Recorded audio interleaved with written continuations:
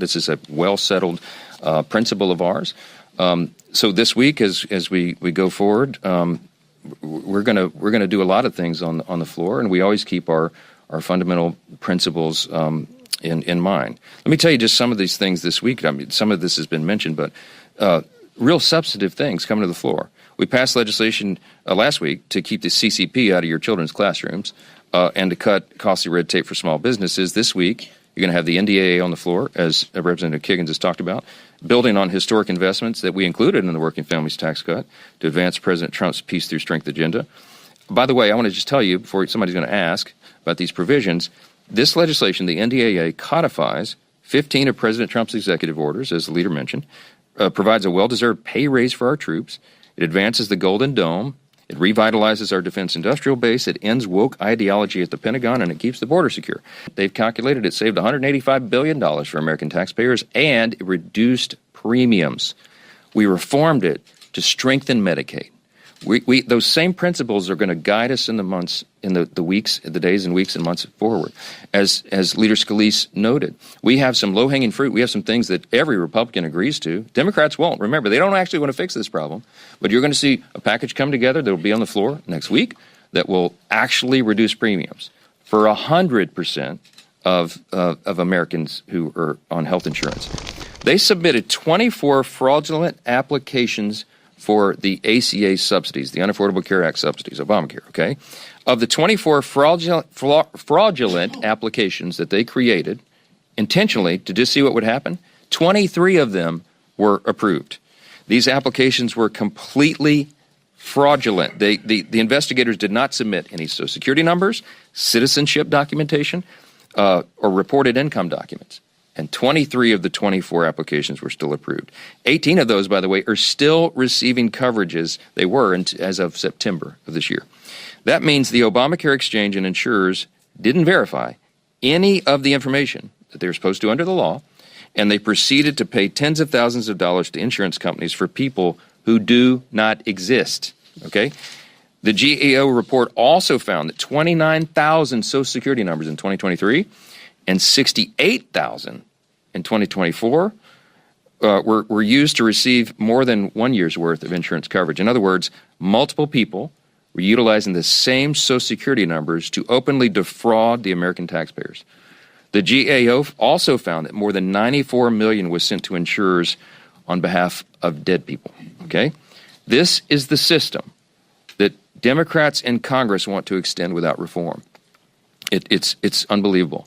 Listen, these are undisputed facts. The Democrats broke America's health care system when they gave us the Unaffordable Care Act, Obamacare, 15 years ago. Remember all the promises? Some of y'all were here. The average premium and the average family is going to go down to $2,500 a year. You're going to be able to keep your doctor. You're going to love this system. None of that was true.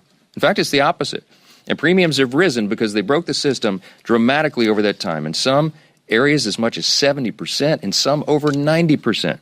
And those things are still on a trajectory to rise further. Now, what are we going to do about that?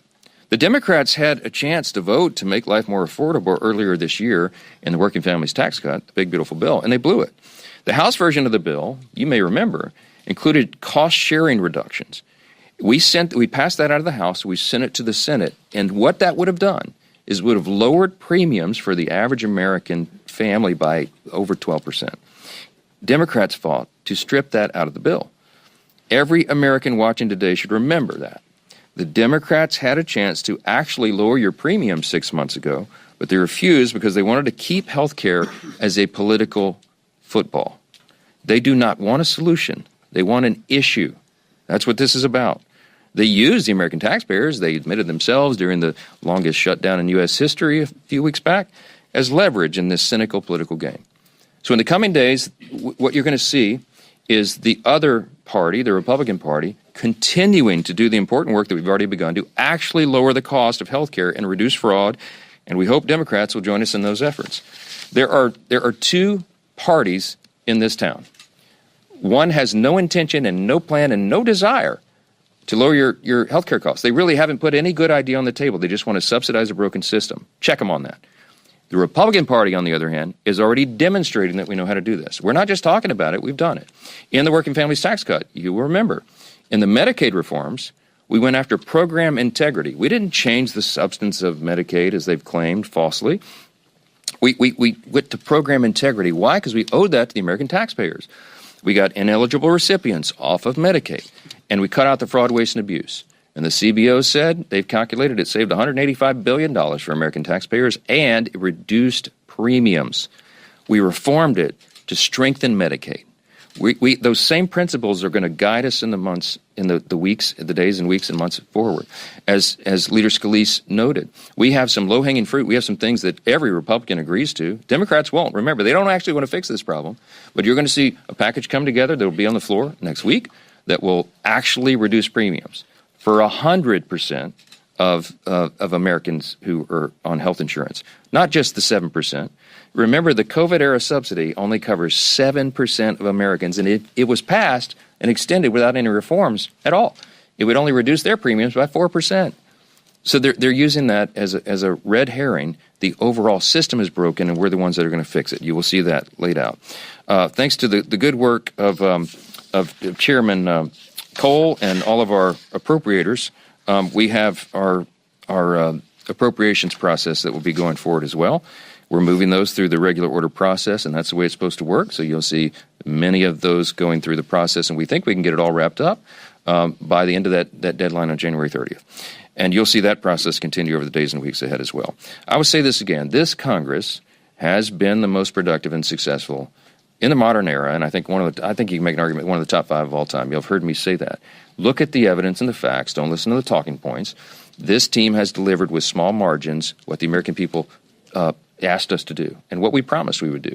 And that work has just begun. It will continue in earnest all the way through the end of this year as we sprint through the end of this calendar year and we start the new session in January. We never take our foot off the gas.